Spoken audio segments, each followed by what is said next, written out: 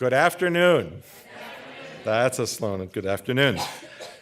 It's my very great pleasure to welcome back to MIT Jonathan Harber as today's speaker in the Dean's Innovative Leader Series. If I told you all of Jonathan's responsibilities, it would take too much of our time and we'd have to just close the session out. But I do want to mention a couple of his leadership roles. Jonathan is the co-founder and managing partner of Edge EdTech, which, as I hope you know, is an incubator that is helping to galvanize innovation in the education space, including by bringing together private sector and public sector and nonprofits and research and finance people to create innovative opportunities and, in some cases, new ventures. Jonathan also leads Harber Advisors, as the name suggests, and that's an organization that is advising both private equity and educational firms about transactions in the education space.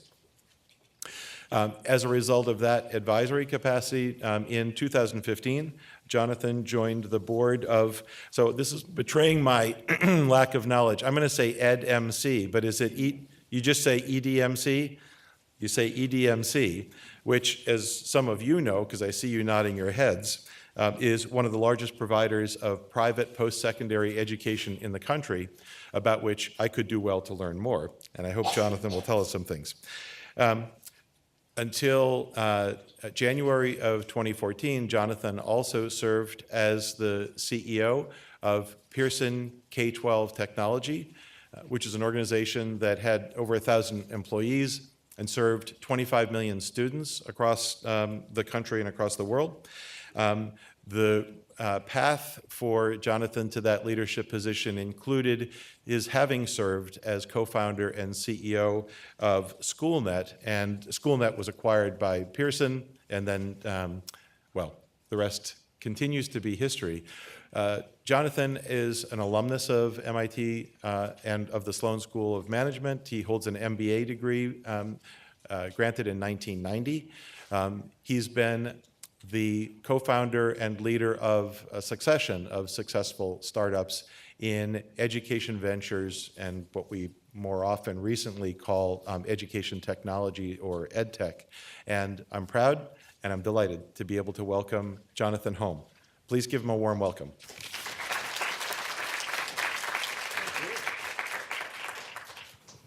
Now, does this work or this work? This work? Well, thank you, and good to be here. The only one correction, I don't actually have an MBA because they didn't give MBAs when I was here. So I think I have a Master of Science in Management. So I actually thought what would make sense, I can fill in maybe a little bit of the story before this from my MIT days and soon thereafter. And then I'd love to hear some of who's in the room, why you're here, and what you want to hear about. But I'll perhaps put some flags in the ground to support that. Actually, quick question: how many people would consider yourself here because you're interested in entrepreneurship? All right. And what about ed tech? Okay. And what about education? All right. It's a good mix. How about free lunch? All right. That's a big driver in education. So a couple of so I'm going to fill in a couple of facts, and then we'll find out more about each other.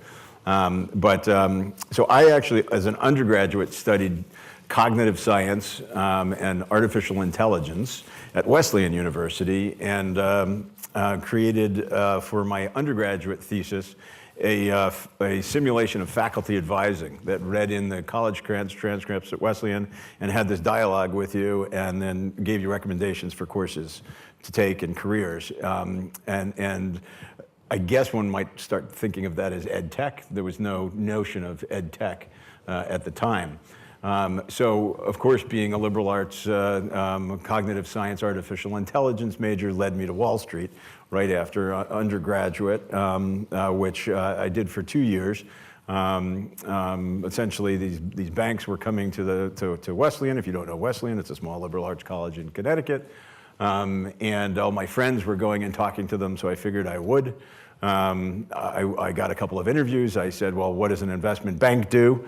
And they told me what it did, and I said, I think I could get a computer to do that. And lo and behold, I had a bunch of offers to go work on Wall Street. So I worked at Merrill Lynch in corporate finance and decision support. And then, as customary was at the time, they sent me away to business school.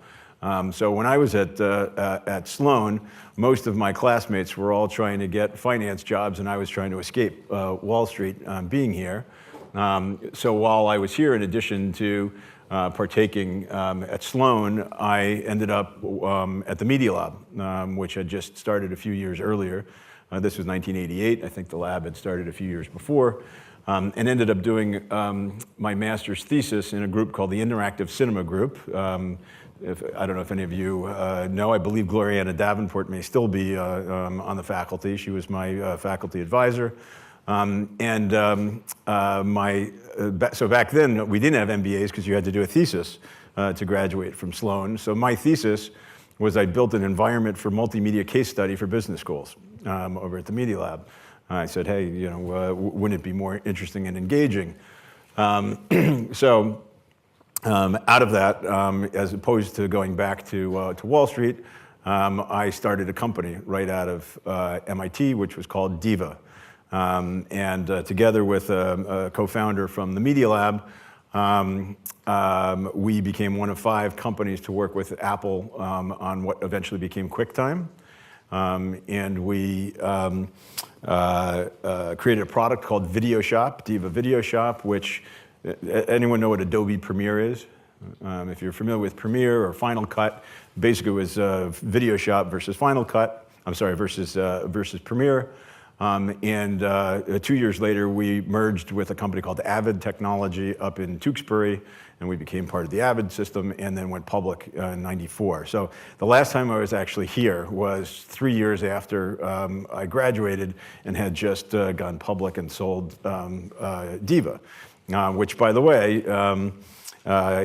some of you probably are thinking that Premiere, oh, that's a video editor. When we created Video Shop, it came out of the thesis of doing online, actually online wasn't the word back then, it was multimedia case studies for business schools. My first customer was the Harvard Executive Business School program, and actually built some digital multimedia case studies for Harvard with the notion that, hey, there must be a global market, we can package these and send them around the world, and McKinsey's and all these other places use Harvard case studies, not only MIT, but then realized that Harvard was the only place we could find that had 20-color computers, actually, at the time. So even though eventually the tools became authoring tools, it was really based around the notion of education and constructivist authoring, where people could create the kind of future generation term paper, and we actually had kids in 5th grade, 6th grade creating CD-ROMs, and that may not sound like much now, but back then it was. So in many ways, I've been then a serial entrepreneur in ed tech, starting from my education to undergrad to graduate. To then at least 3 companies, Diva being one. There's one more missing in between. I actually started a company that did educational video games. So we took Sesame Street and put it on PlayStation, Nintendo, and Game Boy. This is back also in the 90s. Claim to fame, we were the first ones to put Elmo and Sesame Street in 3D. Never been in 3D. And that company also was sold to a public company called SoftQuad before Schoolnet. And then with Schoolnet, I met my co-founder, a gentleman named Dennis Doyle, who had written a book with first Lou Gerstner, who was the CEO of IBM. It was called Reinventing Education. And then he wrote another book with David Kearns, who was the CEO of Xerox, and then the Deputy Secretary of Education, that was called Winning the Brain Race. And 30, 40 years ago, these guys all saw that the future of what was going to make nations successful and not successful, and what was going to be the civil rights issues of the haves and have-nots, was going to revolve around education. And frankly, I was staggered by looking at the data and hadn't really realized the magnitude of the problems, and we can talk about some of them as well. But the divides here between our haves and have-nots, the differences between our graduates and graduates in the rest of the world, the chances of success, and again, we'll talk about that if we like. But anyway, we went on a tour talking with superintendents around the United States, and I would ask kind of obvious questions like, how come some group of students isn't doing as well as others? And back then, part of the answers I would get, and this would be, again, mid-late 90s, is I couldn't even tell you how many students I have, no less, why some are doing well or some aren't. Academic achievement isn't my job, go talk to our head of curriculum and instruction. Basically, we started Schoolnet with the notion that we could help school districts use data to better drive academic achievement and reinforce for all levels, whether it be superintendents, teachers, parents, students, surfacing and bringing together data from various sources. So roll the clock forward, we ended up serving I think we had about a third of the large urban districts in the United States, about 20% of students, which is about 10 million students, before Pearson acquired us. So I'm going to actually stop there. Oh, other than now I'm on New York City Department of Education's board, which is called the Fund for Public Schools, and I also chair a charter school that I helped to start called Launch Expeditionary Learning. For those of you who don't know Expeditionary Learning, it is a project-based curriculum that came out of Outward Bound, and we serve low-income kids in Bed-Stuy. Oh, and I guess you heard I'm also doing some things with incubation and started an accelerator program to help early-stage ed tech companies, and have brought together a whole community of mentors from the ed tech world. I actually have this theory now that everyone's heard of WeWorks. You know what WeWorks is? Some people, if you don't. I used to think it was shared office space, but I've come to realize it's a phenomenon much more than that. In New York City alone, there are 28 buildings, entire buildings, where you can go in and rent a desk. Their most recent valuation was $15 billion, and it turns out they're just one of many companies doing this. So what you're seeing around all major cities is a transformation of buildings into these, I'm going to call them incubator spaces or co-working spaces. If you go and you talk to the owners of any of these Galvanize, WeWorks, to a T, you ask them what business they're in, they will all say education. You might scratch your head and say, why education? So my quick theory first is that as we've moved from agricultural to industrial to knowledge-based economies, the structure of corporations has transformed. And corporations will outsource whatever is non-core. So we have an extended freelance or gig economy where you have more workers who are their own selves, who will have 8 to 10 jobs over their career. It is no longer that you go and get a job for 30 years, stay there and get corporate training. So in many ways, like the movie industry has figured out the physicality of how to support the business of movies with things like trucks. If you're a director, you don't work for a company, right? You are a director and you come together around a project. They've figured out how to come together around projects as an industry, and then very quickly to be able to disband, which is very important. Otherwise, you'd be stuck with all this infrastructure. So I think that's a broader scale is what's happening in our economy, and that's what's happening with why incubators are so successful, because more and more we have a gig economy. An incubator becomes a place where people can actually practice as part of that in the gig world, but still come together, have shared space, shared collaboration. So why education? So if we think about an incubator as being kind of the modern workplace, what some companies, like WeWorks and others, and there was one called General Assembly. Has anyone heard of General Assembly? Okay, so they were one of them. But they were kind of smart, and they just went around and started asking people, well, as long as you're here, what can we do to support you? And everyone was saying, well, we're all in kind of the tech world. We'd love some courses on technology. So they started to offer some technology courses, and lo and behold, before you knew it, General Assembly is no longer renting desks, but they are this fast growing technology school. So I also think that in the same way the incubator is the modern workplace, it will be the modern or next generation university. And instead of in the future people going away to university to learn, you will have learning come to you. So it used to be everyone went to 4-year land grant colleges. Then we had Phoenix and online universities. Now we have General Assembly and incubators where more and more where people are actually working, education can come in with a combination of online and in practice. So one of the things that I am doing is focusing on education and edtech entrepreneurship, and in partnership now with NYU to physically create such a space where edtech companies. And if you think about an accelerator, and there are a lot of words, accelerators, incubators, I kind of think of an incubator as a physical space around a particular sector where companies come in and rent desks and they collaborate. There's something called an accelerator program that we ran where we had 560 small companies apply for 10 slots. We chose 10 companies. They came and actually lived in our physical incubator space for 3 months. We put investments into them. We got equity from them and brought this whole group of mentors around. So it was mentor kind of driven education. So that's what I call the accelerator model, which again, in many ways is a form of modern university too, where you have companies that are applying, and instead of paying tuition, they're paying common stock as tuition for this program. I'm going to stop with that for a moment and actually open up. I'd love to find out some of who you are, why you're here, and based on anything that I've just talked about. I think there's dessert outside. You can decide to leave and go get that. Or if there are any topics that you'd be interested in talking about.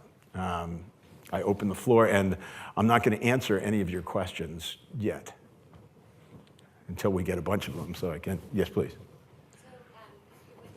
And I'm going to write them down. Hi. So with your I feel like there's a lot of noise in EdTech right now. There are a lot of people who are interested in a lot of companies and ideas being pursued. So if you had 560 applications, how did you choose the 10? Was it the person they were serving, the idea, the technology? Would love to hear your process on that. Sure. How I get from 560 to 10. Great.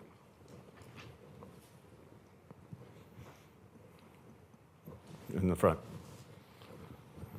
Is there a book or something? Oh, here we go. I can hear you. I'm a special education advocate and finishing my executive MBA here at Sloan. My son personally benefited from my labs at Pearson, gaining a year of reading comprehension in 2 months. How do you see the role of assistive technology and education tech helping drive benefit to the disabled, especially within our broken education system today? So how can EdTech help special ed? And then something about the broken education system. Can you elaborate?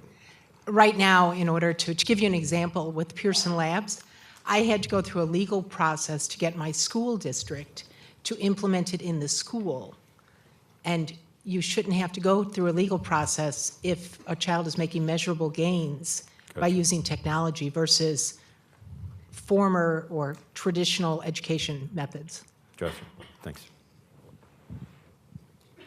Other questions? Things people want to talk about?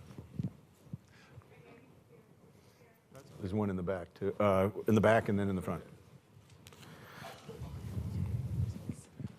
Hi, I'm also in the executive MBA program.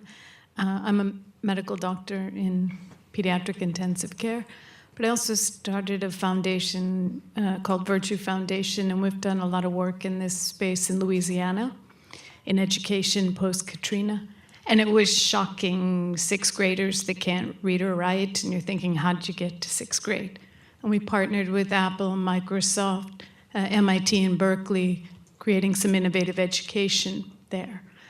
But I'd be curious on your perspective on how we turn this around, because I think the US economy without real investment in education is headed for disaster. So why, what do we do that sixth graders can't read? Yeah.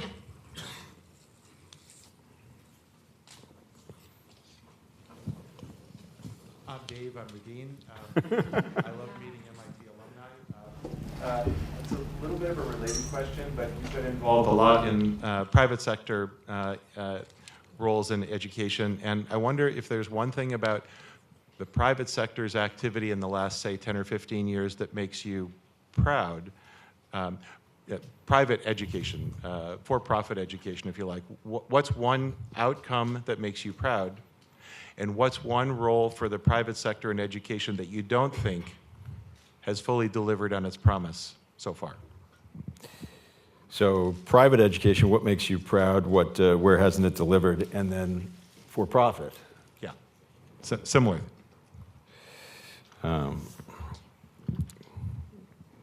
Which, by the way, some of us call tax-paying entities, but we'll, you're proud.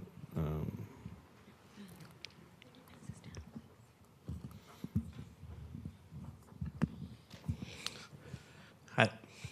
Sorry. Oh, over here. Yeah. So wanted to get your thoughts also on, based on some of the new concepts or new enterprises that you see forming in the ed tech space.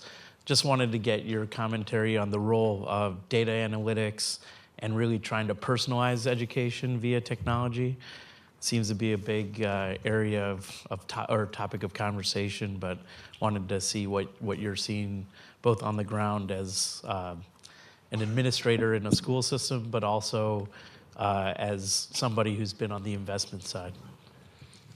So personalized education and data analytics from an investment side and from pedagogical. Right. Investment in pedagogy, right.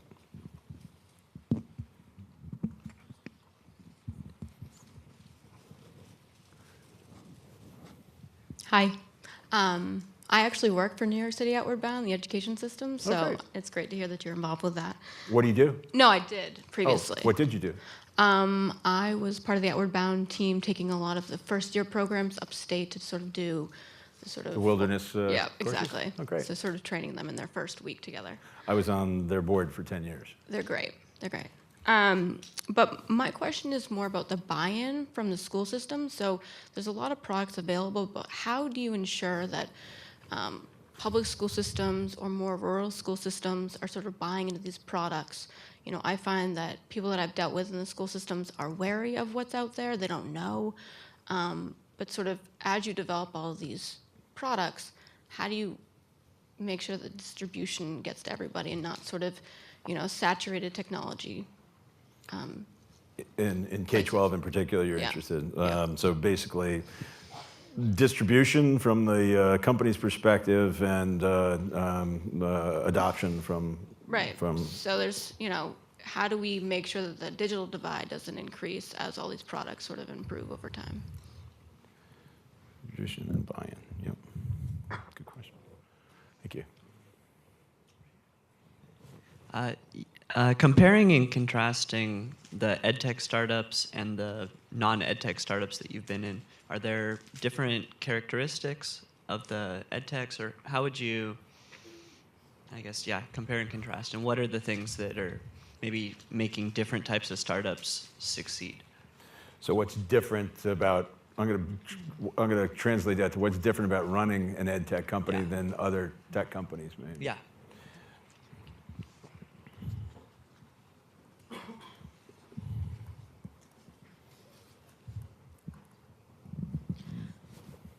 I wanted to ask, what are the innovations made with respect to homeschooling and treating that segment of the society? Innovations in homeschooling in the US Yes. and K-12, I assume. You mean K-12 age? We've got a good diversity of questions. Hey, just a two-part question. First is, what does EdTech need to do or think about with respect to teachers? What does it And need to do with teachers? with respect to teachers Okay. and thinking of teachers as change agents and sort of changing the educational system? And then the second part has to do with startups versus maybe established corporates or privates that are in the EdTech space. And what are the things that may be inhibiting the startups from disrupting the established corporates a little bit more? I get the teachers. Can you clarify the second one? Ward? Yeah, so you've got a lot of startups who are kind of at that, say, $20 million, $50 million revenue mark. Right. And you've got these established corporates like Pearson and Houghton Mifflin Harcourt and McGraw-Hill who are at like $1 billion. And how do they start to disrupt those corporates a little bit more? What are the things that they need to think about? Okay, so how to support teachers, and then two, I'm going to translate that into, are there disruptive business models for EdTech that can transform, go after the large guys and transform faster?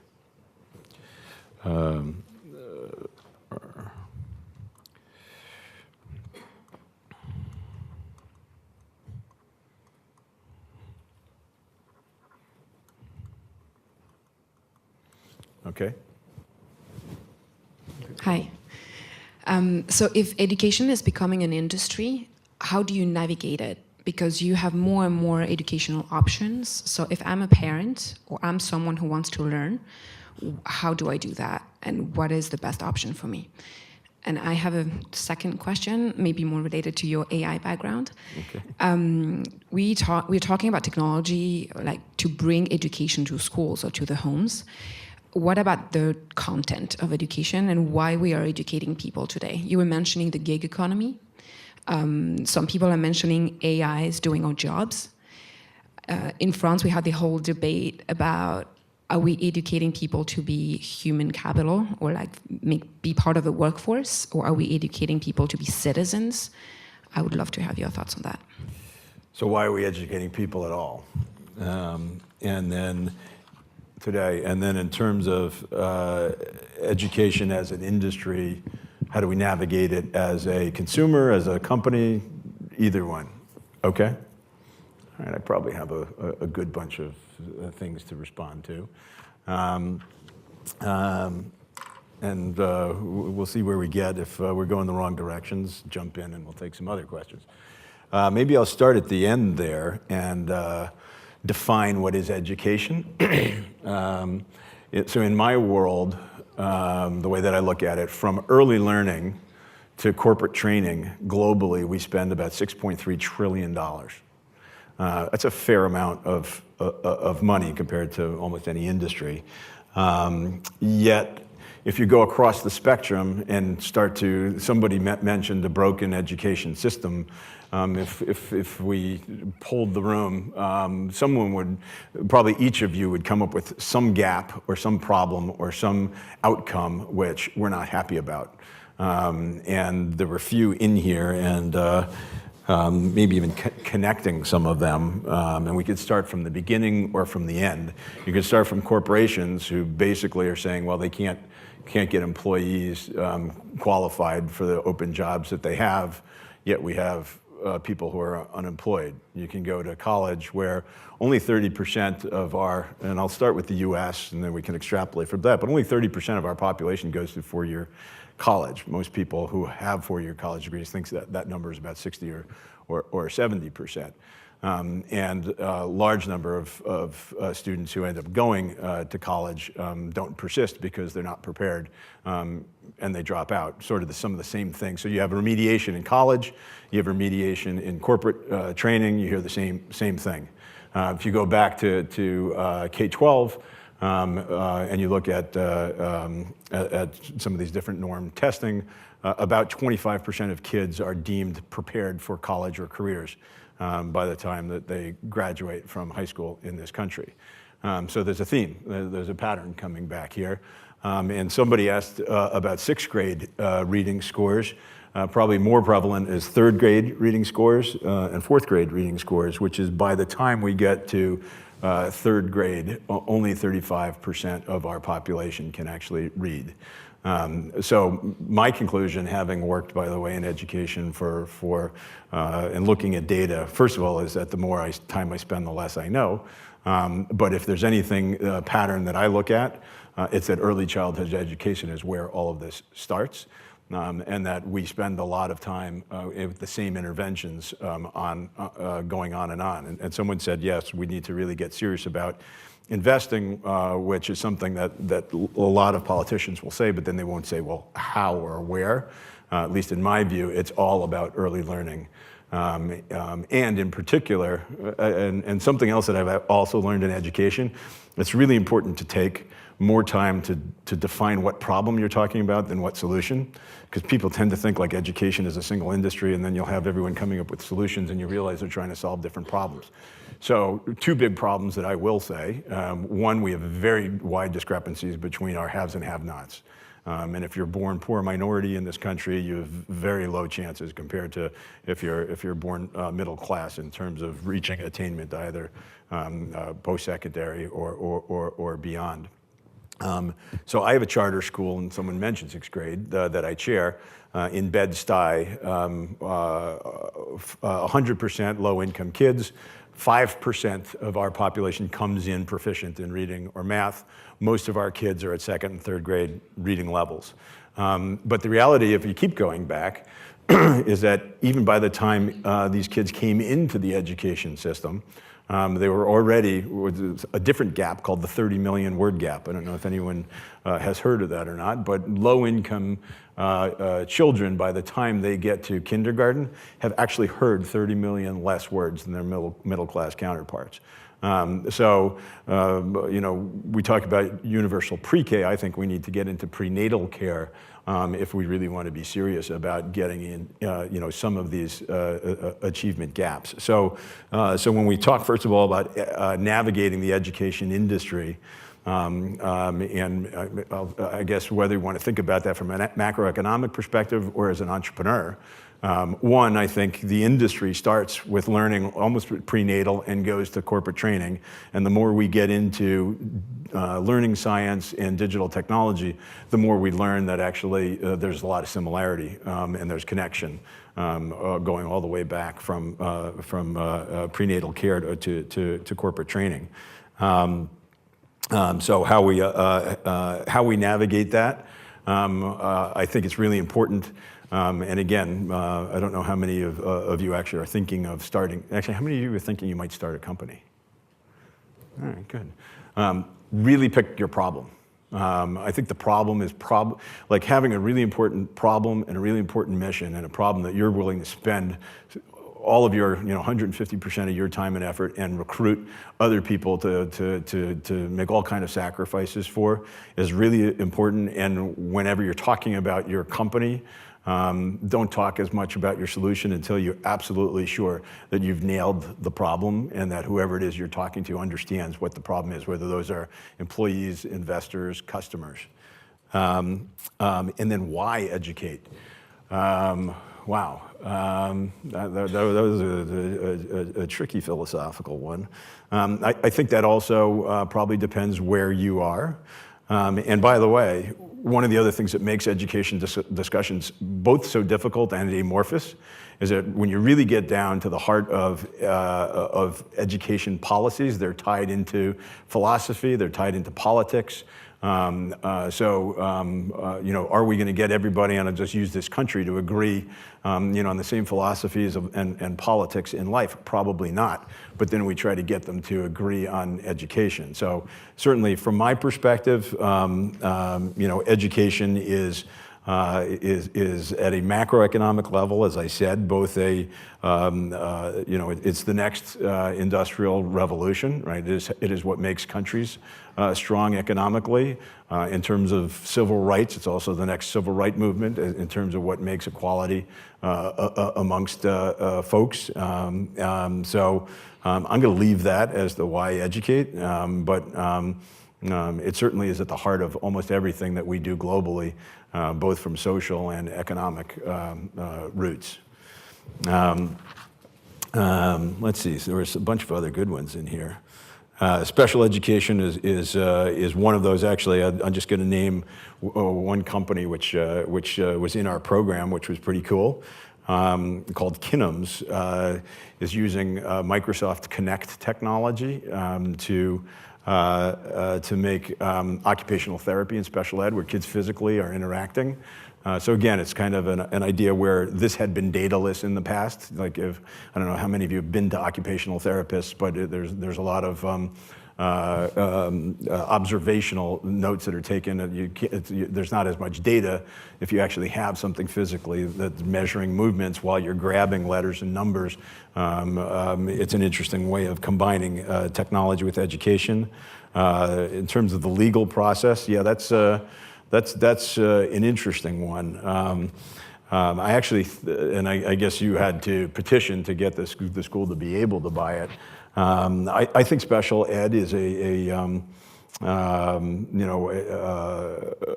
area for somebody to raise their hand and go start some companies around. I think 1 out of 10 kids is dyslexic, or people are dyslexic in this country. I think 4 out of 10 prisoners are dyslexic. Or I'm sorry, no, it's four times the population, whatever the ratio. So I think if you're dyslexic, you have a higher probability of being a CEO or a prison or an inmate. But only something like 30% are actually diagnosed of anyone who has dyslexia. So if you go down and again, like really getting granular, and you'll take a look at dyslexia versus autism, each one of these has a story, and each one of them, by the way, are big businesses, and each one of them have opportunities to use technology in interesting ways. Personalized education, somebody asked about, and data analytics. And by the way, I ran a division at Pearson, and our mission was, to create the tracks for personalized learning at scale, because we had data on 25 million kids. I actually have, so there's some words that people use. Adaptive learning is another one. Essentially, it's how can you use data such that if you know something about a learner, that you can somehow serve something else up that's specific to where that learner either understands or is at a cognitive level. That's kind of the concept. You could say that's how Amazon also serves up what you might buy next. My general feeling is that personalized learning is going to be most effective and is most effective back to interventions, whether it's for special education or other kinds of interventions.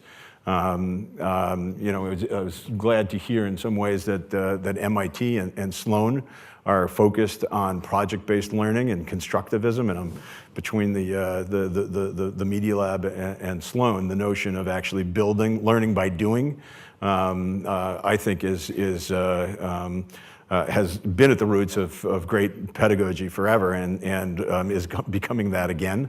But personalized learning and using data, I think, is a great way to be able to track when learners are behind, and being able to create interventions. I think the notion that you kind of open up a kid's brain and serve in the right thing at the right time, which is where a lot of kind of the hope of personalized learning comes or is portrayed, I think is a little far-reaching, because learning is not all about consumption of anything. I think it comes more from creation, but at least personally, I think it's a great way of being able to allow for project-based learning at scale, but having data in the background, which is checking to see where learners are and bring them up to speed. Actually, maybe I'll stop for a second there. Any new questions that have come up from that so far? Otherwise, I'll keep babbling. All right, because we got some other good ones. How do you get K-12 distribution and buy-in? And actually, there was another one was, what's different about ed tech versus non-ed tech? Well, that's a huge one. I've often described ed tech as get rich slow. You really don't jump into education technology if you're jumping out of if you're if you're jumping out of business school and your first need is to pay back your loans. That being said, I think that we've now reached a time where it actually is a known industry. There's enough infrastructure in the field and enough companies that have reached enough scale that you can, and there have been significant businesses that have been built. As Harber advisors, you're looking at them. I've actually worked on over $6 billion of EdTech transactions in the last 2 years. This didn't exist like 10 years ago, 20 years ago. And they're probably names that none of you have heard of them, I would guess. I don't know, has anyone ever heard of Ellucian? Right. I would guess that MIT runs on it, and it has your student information system, and that's where your data is. And they were just acquired for $3.5 billion by TPG. So there are a lot of big companies, but these are not companies that are born and grown overnight. They are serious business models, and they take time to build. The tricky part about distribution in education, and this is true of K-12, this is true of higher ed, there are barriers to entry. It takes longer to get in. There are politics. You have to understand what they're doing, which means you have to get patient capital that understands that as well. At the same time, once you are in, it's a lot harder to get thrown out. Those same barriers to entry work to your advantage. So I do think in terms of managing an ed tech company versus a non-ed tech company, there are expectations to manage. I would start with that mission. It's really important. Define your problem, have that mission around that problem, set the expectation with people who are coming to work for you and with your investors about the amount of time it's going to take to have that problem or to solve that problem. But that being said, there are now real examples to point to where there are billion-dollar plus companies in transactions in ed tech. And homeschooling was one of the innovations that people had asked about, which I think you've got a couple of companies. There's a public company called K12.com. I don't know who wanted to know about homeschooling. Somebody did. Have you heard of K12.com? So there's K12.com, there's Connections Academy. I think it was a niche that started kind of with a religious group that wanted not to send their kids to school, and now it's become much broader. And I would say that homeschooling has now moved into virtual schooling, because you also have kids who actually go physically to schools and can now take virtual courses. Connections was one of the others. It is definitely a politically ridden business, but you do have some big businesses that have gone into it that are performing fairly well. And I don't know if did that answer your question, or were there other? So there's those. If you are interested, those are a couple of companies that would be worth looking at. Disruptive business models. I guess going back to ed tech and how to manage ed tech versus other industries. There's definitely an East Coast and a West Coast ed tech mentality. Personally, there's an West Coast. Actually, how many people are here from the West Coast? Okay, good. Though I won't insult too many. In general, West Coast investing tends to be more tolerant of capturing eyeballs and other metrics before business models, with the assumption that once you have traction that's non-financial, that financial traction will come later. The East Coast investors tend to usually look for actually things like customers or revenues or something like that. That's a gross generalization, but happy to debate anyone who wants to argue it, but it is a gross generalization. That has seen its way through also to ed tech investing. where I think there's more tolerance on the West Coast to invest in education business models that are around adoption, whether that be, again, number of students, number of teachers. I am personally of the belief that education is a particularly bad place to look at if you are assuming that you are going to have a disruptive business model. The business model of it, and let's start with, again, defining our problem. Let's start with K-12. And a lot of people will think, okay, we need some disruptive technology that's going to disrupt this archaic, broken system.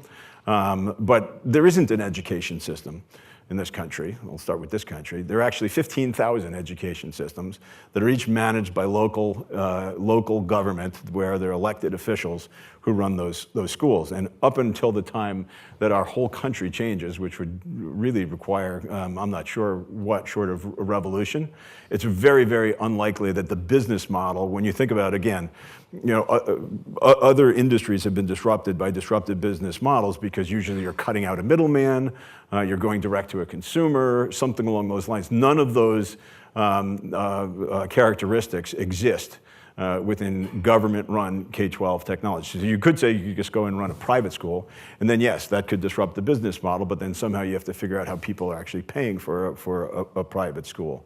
I would say that in terms of innovations, I would look more towards innovations that aren't disrupting the business model of K-12. It could be around the fringes of the business model, or it could be actually helping the systems themselves to improve. Now, certainly, if we look at from direct to consumer, from early stage to later stage, there are places around the fringe where you can go directly to a consumer, but there's been a lot of money invested and I think lost in terms of folks thinking about, well, how do you use technology to disrupt the business model, at least of K-12 education. And actually, I'm gonna pause again because I'm just getting tired of speaking. Thoughts? Or anyone have a company or an idea that you actually think is an interesting, something that you'd want to talk about?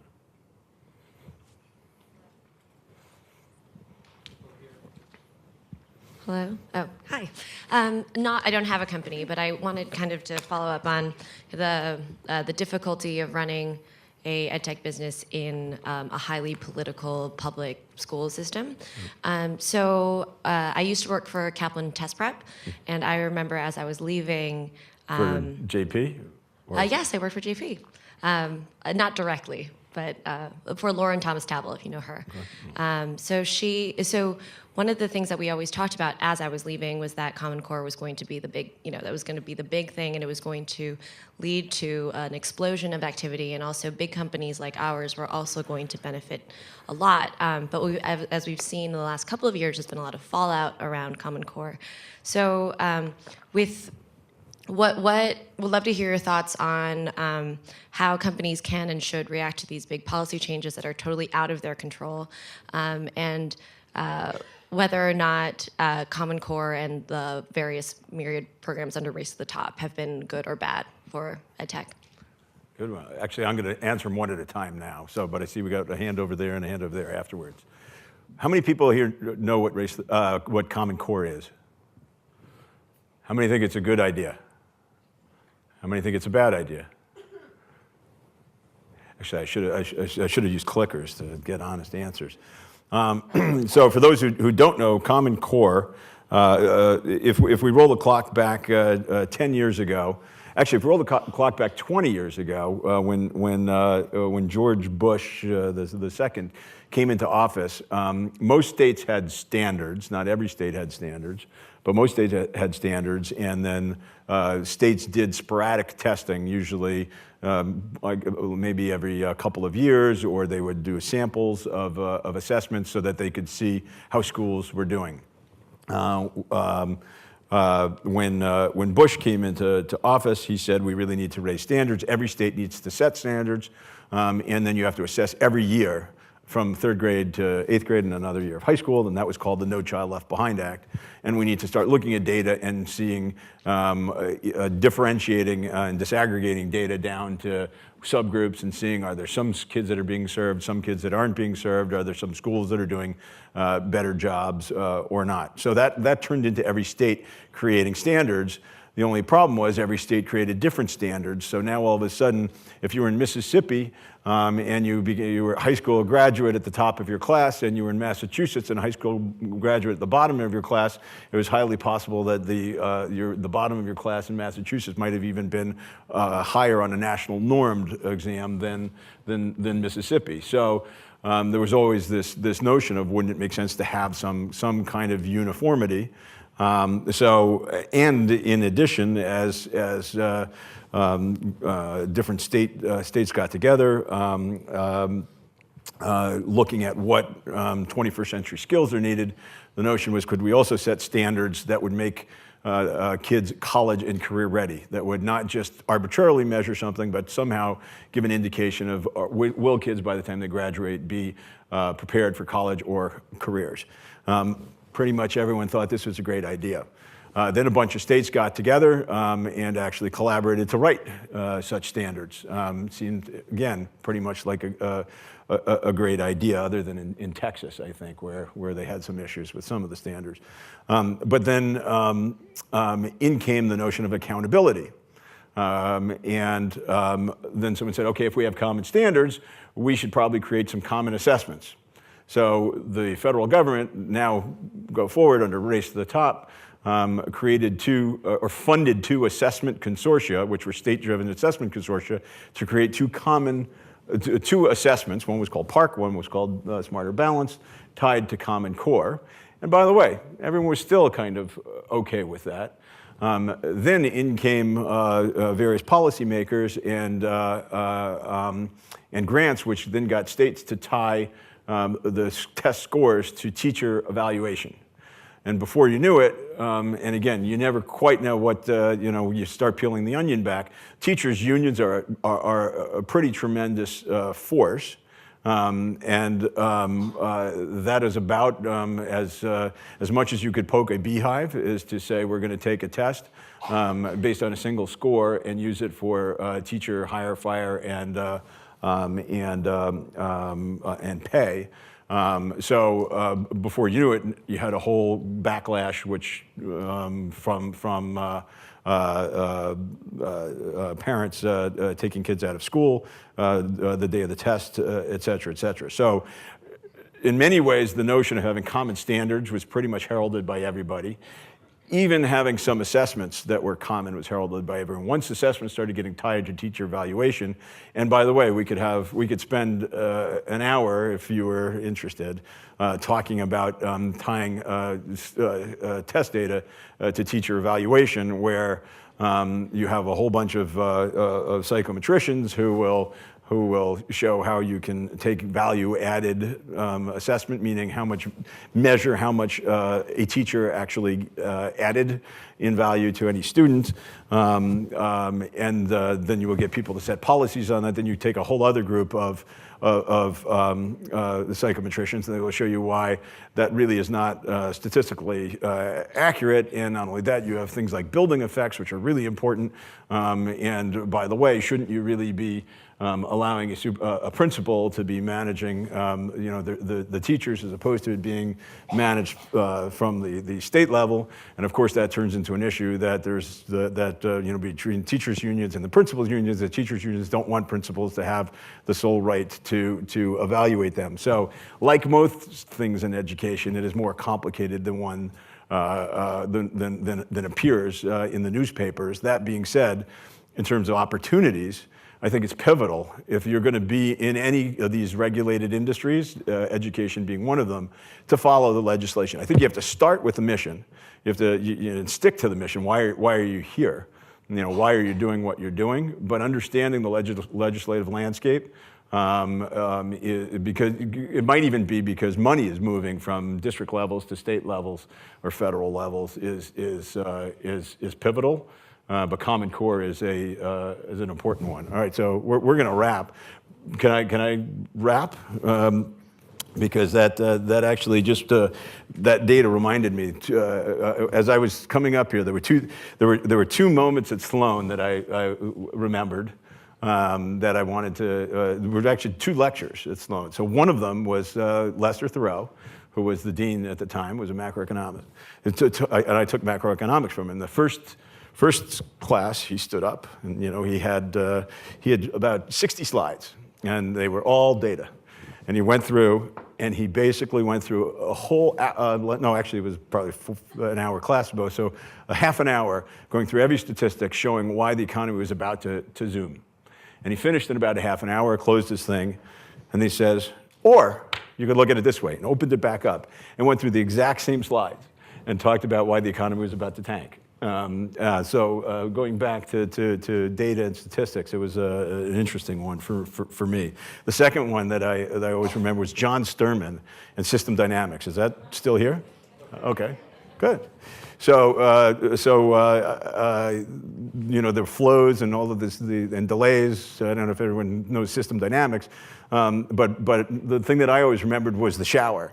And that you get into a shower, and if the water is too hot, you turn the knob, and there's a delay, and it takes too long, you overturn. And then you go and you turn the cold back, and if there's a delay, so you end up getting these wild swings when you have delays. And I hadn't really thought about that, and then I start looking at education, where they have these tests at the end of a year, and then the results come back 3 months later, and then it goes to these policy people, and these policy people go and set these huge policies.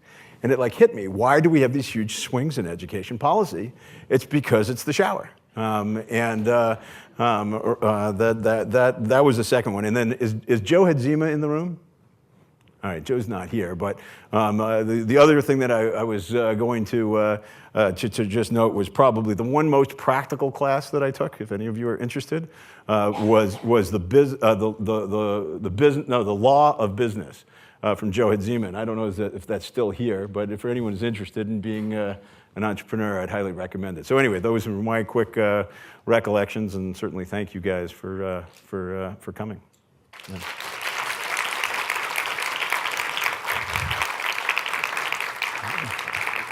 That's great.